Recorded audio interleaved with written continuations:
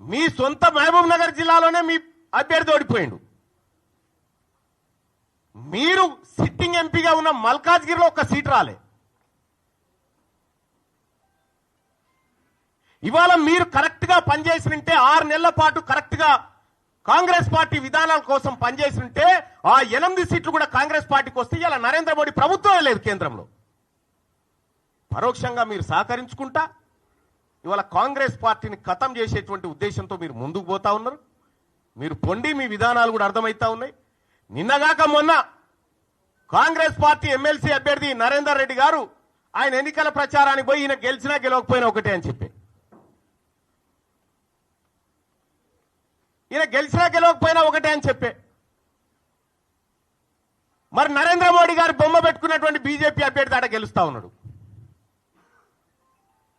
ఇంకో teacher MLC ఎన్నికల్లో Bharatiya Janata party ఒక బీసీ బిడ్డకు టికెట్ ఇచ్చి ఫస్ట్ ప్రియారిటీలో టీచర్ ఎమ్మెల్సీ గెలిచి ఆ ఇంపాక్ట్ తోటి పట్టభద్రుల ఎమ్మెల్సీ ఎన్నికలు కూడా గెలుస్తా ఉంది.